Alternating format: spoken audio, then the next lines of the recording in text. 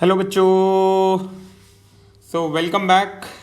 और आज हम 22 जुलाई, मतलब आज ही की बात है। आज ही का जो सेकंड शिफ्ट का पेपर है उसकी बात करने वाले हैं। मॉर्निंग शिफ्ट में तो कोई ख़ास पेपर था नहीं आज।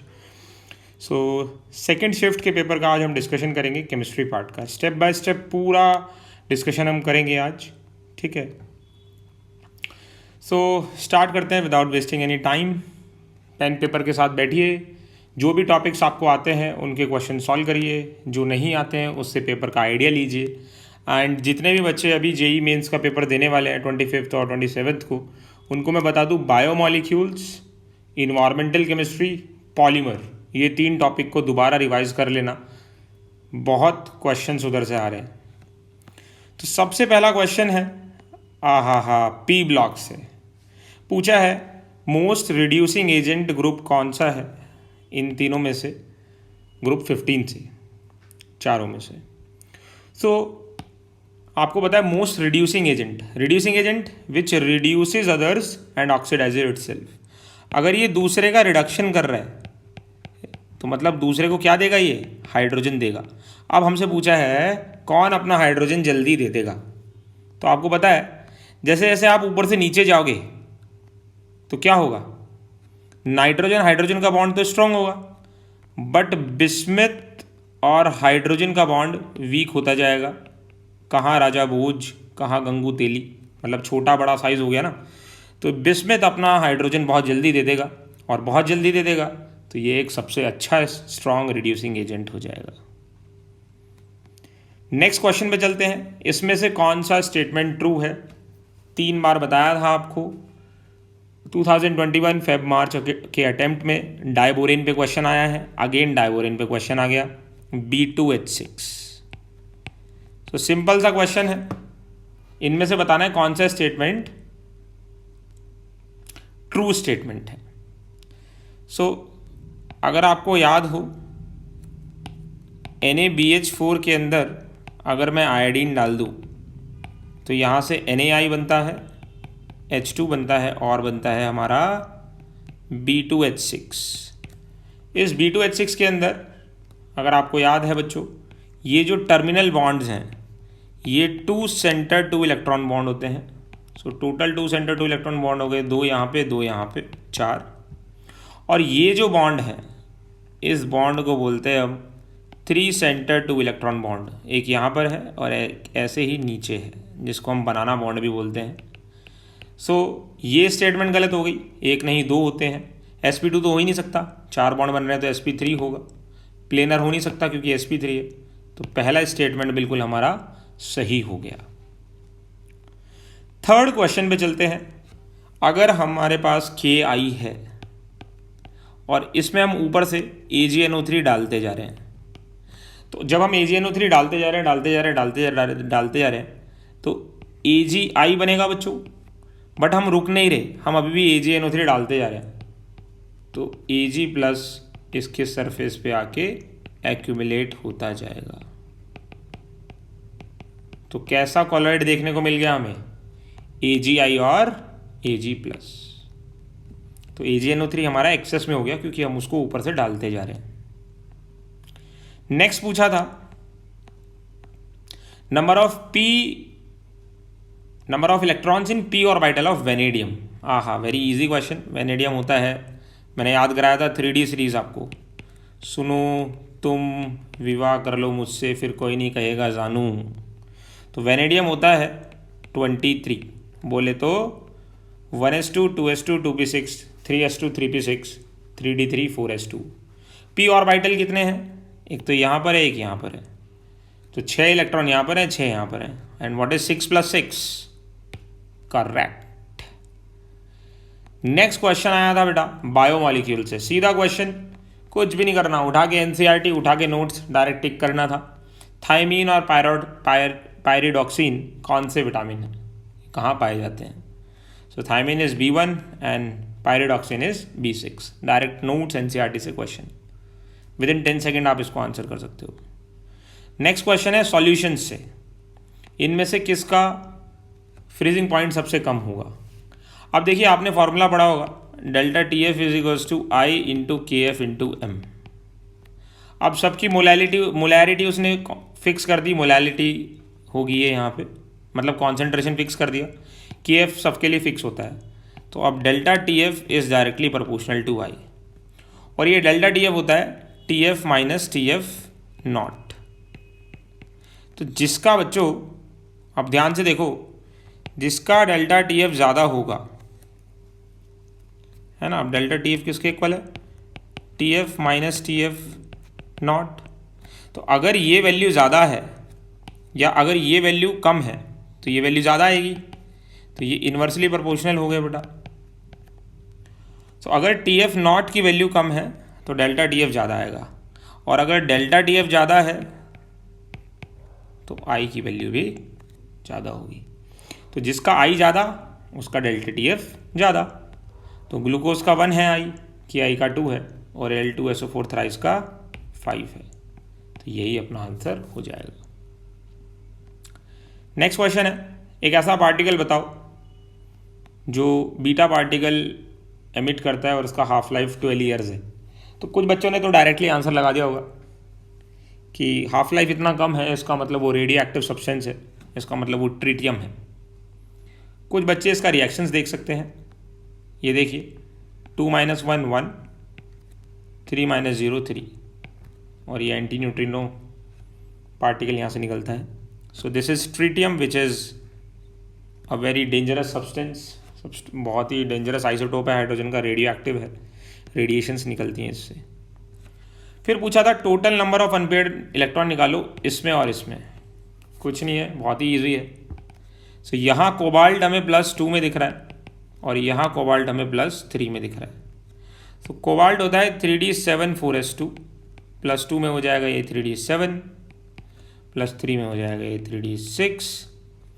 अमोनिया एक स्ट्रॉन्ग फील्ड लिगेंड है तो यहाँ पेयरिंग करा देगा बढ़िया से, और पेयरिंग हो जाएगी तो कोई भी अनपेयर्ड इलेक्ट्रॉन नहीं बचेगा। बट ऊपर ये पेयरिंग नहीं करा पाएगा। क्यों नहीं पेयरिंग करा पाएगा आप देख सकते हो, देखिए 1 2 3 4 5 6 7। अब अगर आप इसमें पेयरिंग करा देते हो, सपोज़ आप चंगू बच्चे हो जिसने पढ़ाई कुछ खास की नहीं है, पेपर देने बैठ गया बच्चा, अगर आपने इसकी पेयरिंग करा दी तो देखो बेटा हाइब्रिडाइजेशन क्या आ रहा है, 1 2 3 4 5 6, DsP3D, ये कुछ नहीं होता, तो इधर पेयरिंग नहीं होगा। तो यहाँ अनपेयर्ड हो गए 3, यहाँ हो गए 0। What is 3 + 0? Come on, 3 + 0 will be 3। Next है, C6H6O के अंदर FeCl3 डाला, वॉयलेट कलर मिला। कौन सा टेस्ट है? फिनॉल का टेस्ट है, न्यूट्रल FeCl3 टेस्ट। कितनी बार बताया तुमको। और फिनॉल मिल गया, उसके अंदर ये क्या करा दिया हमने, याद करो, इंटरमीडिएट बनता है डाइक्लोरोकार्बिन, रीमन टीमन रिएक्शन। इसके प्रोडक्ट का आंसर आप डायरेक्टली मुझे चैट में बता सकते हो। सो ये न्यूट्रल FeCl3 टेस्ट हो गया, फिनॉल बन गया, एंड रीमन टीमन रिएक्शन हो जाएगी तो ये कंपाउंड हमें मिल जाएगा। तो इसका इंटरमीडिएट और इसका नाम आप मुझे चैट में बता सकते हो। नेक्स्ट है कि एक हमारे पास डाइज़ोनियम सॉल्ट है। डाइज़ोनियम सॉल्ट कैसा होगा, ये रहा हमारा डाइज़ोनियम सॉल्ट N2Cl। इसके अंदर A डाला और बेंजीन मिला, हो तो ये कौन कर सकता है, H3PO2। और इसके अंदर AlCl3 के साथ कुछ हमने स्पीशी डाली और इथाइल बेंजीन मिला, तो क्या डालना पड़ेगा, C2H5Cl डालना पड़ेगा। बढ़िया सा इथाइल बेंजीन हमें मिल जाएगा। नेक्स्ट क्वेश्चन आया केमिकल इक्विलिब्रियम से, सीधा Kp = Kc RT⁻ delta Ng लगाना था। डेल्टा Ng हो जाएगा gaseous moles of product minus gaseous moles of reactant 1। बस Kp उसने दिया है 47.6, टेम्परेचर उसने दिया है 288। सो आप डायरेक्टली लगा सकते हो। Kp शायद ATM में था, इसलिए हमने लीटर ATM वाला वैल्यू R का यूज़ किया है। सो आप इसको सॉल्व कर सकते हो, you will get the final answer. Next था more dissolved oxygen is found in. So environmental chemistry का ये क्वेश्चन है, बट अगर आपने इन्वायरमेंटल केमिस्ट्री भी नहीं पढ़ा है तो आप अपने सोच समझ से गैसीय स्टेट की मदद से भी बता सकते हो। पूछा है किसके अंदर ऑक्सीजन सबसे ज़्यादा डिजॉल्व होगा। सो ऑक्सीजन एक गैस है और काइनेटिक थियोरी ऑफ गैसेज में बताया है टेम्परेचर बढ़ता है तो गैस की काइनेटिक एनर्जी बढ़ती है, और अगर काइनेटिक एनर्जी बढ़ेगी तो सॉल्युबिलिटी कम हो जाएगी क्योंकि गैस को एनर्जी मिल गई। जब आपको एनर्जी मिल जाती है घर पे रुकते हो नहीं, रुकते हो ना, बाहर भागते हो, खेलते हो, तो सॉल्युबिलिटी हो जाएगी कम। तो यहाँ टेम्परेचर ज़्यादा है तो सॉल्युबिलिटी सबसे कम बॉइलिंग वाटर में, यहाँ भी सॉल्युबिलिटी कम, पॉल्यूटेड वाटर में तो ऑक्सीजन का मतलब ही नहीं है। तो सबसे कम टेम्परेचर यहाँ है तो यहाँ सॉल्युबिलिटी सबसे ज़्यादा होगी। +4 लगाओ, +4, और खुश रहो, मुस्कुराते रहो। जितने भी बच्चे अपने 11th के हैं ये लीजिए आपके लिए क्वेश्चन आ गया। ग्लूकोज का स्ट्रेंथ दिया है, ग्राम पर लीटर में स्ट्रेंथ होता है ना, मोलैरिटी पूछा है, OMG। स्ट्रेंथ क्या होता है? Molarity into molecular weight, normality into equivalent weight. So यहाँ से मोलैरिटी क्या हो जाएगी? Strength upon molecular weight. बस आपको ग्लूकोज का फॉर्मूला आना चाहिए। सो 12 × 6, 1 ×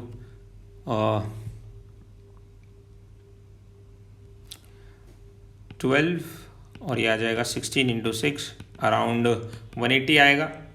तो ये हो जाएगा 0.72/180 मोल पर लीटर। आराम से बैठ के इसको सॉल्व कर सकते हो आप। नेक्स्ट पॉलीमर, कल भी बताया था, परसों भी बताया था, दोनों शिफ्ट में पॉलीमर से क्वेश्चन आया है। और देखो कितना इजी है। क्लोरोप्रीन है तो उसमें क्लोरीन होगा, इधर मैच कर दिया। कैप्रोलैक्टम सबको पता है, नाइलॉन 6। नाइट्राइल दिख रहा है, ये रहा नाइट्राइल। एक ही ऑप्शन बचा। सो ए का पी बिल्कुल सीधा, ए का पी, बी का क्यू, सी का आर, डी का एस। पॉलीएक्राइलोनाइट्राइल, PAN बोलते हैं इसको। Very easy. आगे चलते हैं। ओहो, फिर same repeat question.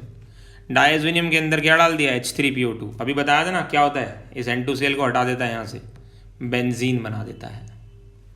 Next question है, पेंटीन के एसाइक्लिक आइसोमर बताओ। अब यहाँ पर थोड़ा सा डाउट है, अगर सिर्फ एसाइक्लिक आइसोमर बोला है तो क्या आंसर होगा, और स्टीरियो आइसोमर बोला है तो क्या आंसर होगा। तो अगर एसाइक्लिक बोला है तो पहले पेंटीन के पाँचों कार्बन मैंने स्ट्रेट चेन में लिख लिए, डबल बॉन्ड यहाँ लगा दिया। दूसरे में मैंने डबल बॉन्ड लगा दिया यहाँ पे। अब और तो कुछ नहीं बन सकता, चेन छोटा करना पड़ेगा।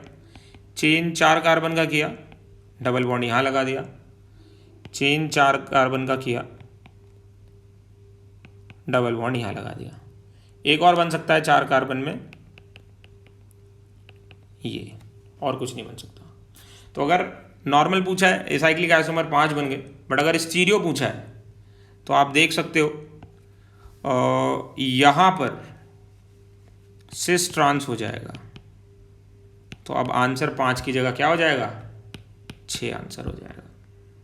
ठीक है, तो स्टीरियो पूछा तो 6, स्ट्रक्चरल पूछा है तो only 5 will be the correct answer. Next है, which do not give stereo isomerism.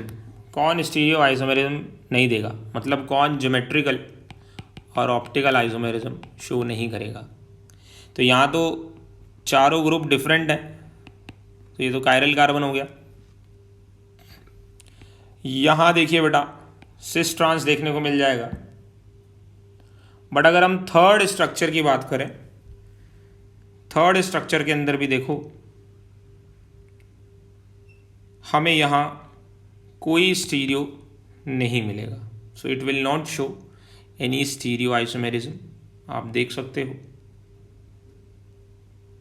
ठीक है, तो ये भी एक बहुत ही इजी क्वेश्चन हो गया। सिर्फ आपको पता होना चाहिए कि स्टीरियो आइसोमर्स का मतलब क्या है। तो ये थर्ड वाला स्टीरियो आइसोमरिज्म शो नहीं करेगा। सिंपल। दोनों ग्रुप सेम हो गए ना, इतना क्या सोच रहे हो, दोनों ग्रुप सेम हो गए ना भाई। ये भी इथाइल हो गया इस डबल बॉन्ड पे और ये भी इथाइल हो गया, तो कैसे शो करेगा? आया समझ में? ठीक है। पूछा है, हाँ, बच्चे बोलते हैं सर मेंडलीव्स तो जेई के सिलेबस में ही नहीं है, पीरियोडिक टेबल लॉन्ग फॉर्म से स्टार्ट होता है। नहीं बच्चों, बेसिक इज ऑलवेज इंपॉर्टेंट।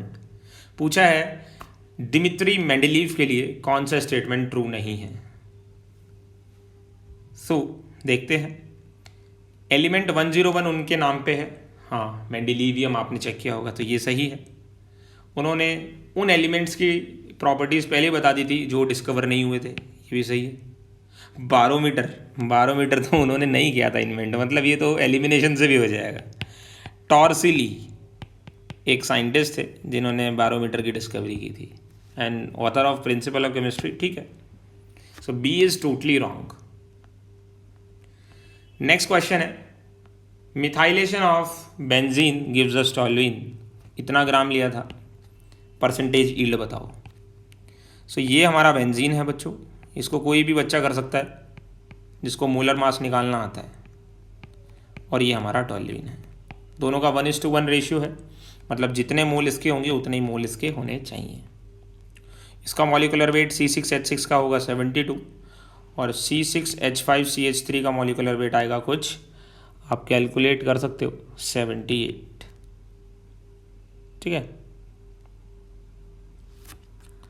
एक बार मैं कैलकुलेट कर लेता हूँ आपके लिए, कुछ गलती ना हो जाए। तो दिस इज C6H6, तो 12 6 72, ओके, यहाँ आएगा 78, सॉरी, ठीक है। और C6H5CH3 में आएगा आपका 12 6 72 +5 +12 +3, 5 3 8 10 12 7 92, ओके। सो इसके मोल्स हो जाएंगे 10/78। और अब आप देखिए, ये हमारे पास आ गया बेटा बेंजीन का मोल्स, ठीक है। और इसका मोल कितना आ जाएगा 9.2/92, बोले तो 0.1 मोल। तो ये एक्चुअल हमारे पास आ गया। थियोरेटिकल कितना आना चाहिए था, क्योंकि 1 से 1 मिल रहा है, तो 10/78 से 10/78 मिलना चाहिए था, ये थियोरेटिकल हो गया। और परसेंटेज यील्ड क्या होता है, परसेंटेज यील्ड होता है आपका actual upon theoretical multiply by 100। जिन बच्चों को कैलकुलेशन में प्रॉब्लम होती है, मैं उनके लिए बहुत बेसिक कर देता हूँ कैलकुलेशन, ये आपने पढ़ा होगा, ये इससे मल्टीप्लाई होता है, ये इससे। सो 0.1 × 78 × 100/10, ये आ गया आपका कितना, ये गया 78% आपका यहाँ से निकल के आ जाएगा। सो आप इसका सॉल्यूशन भी देख सकते हो, वीडियो को पॉज करके भी आप दोबारा देख सकते हो। हाइब्रिडाइजेशन तो हर दिन आ रहा है क्वेश्चन, सिंपल है। S के पास 6 इलेक्ट्रॉन्स होते हैं, 4 बॉन्ड बन गए, एक लोन पेयर बचा, तो स्टेरिक नंबर 5 मतलब sp3d हो गया। IF5 7 इलेक्ट्रॉन होते हैं, 5 फ्लोरीन के साथ बॉन्ड बन गए, 2 इलेक्ट्रॉन बचे, sp3d2, ठीक है।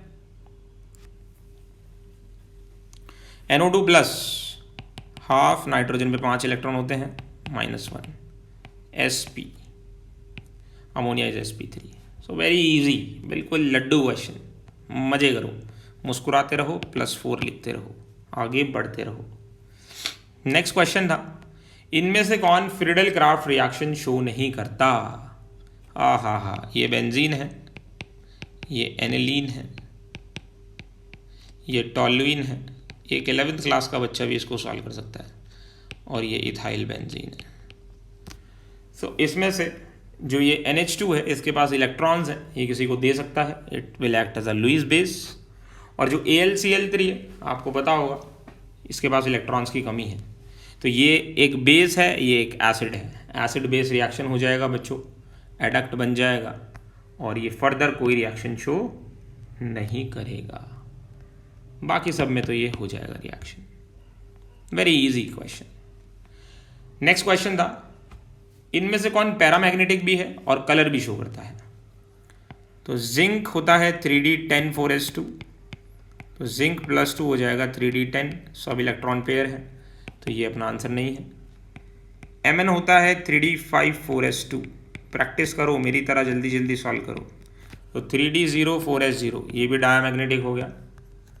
स्कैंडियम होता है 3d1 4s2, scandium +3 again 3d04s0, again ये भी डायमैग्नेटिक हो गया। तो तीनों में से कोई भी अपना आंसर नहीं है, तो कौन सा आंसर होगा? None of the above will be the final answer. So this was the beautiful explanation from my side. I am giving my best कि आप मुस्कुराते रहें, अच्छा स्कोर करते रहें। प्लीज़ इसको लाइक, शेयर, कमेंट, सब्सक्राइब सब करते रहो, एंड आई होप आप अच्छे से पढ़ाई करते रहोगे and good things will approach you अगर आप सब कुछ अच्छे से पढ़ोगे तो। God bless you all, and आप अपनी ड्रीम्स पूरे करो। Thank you.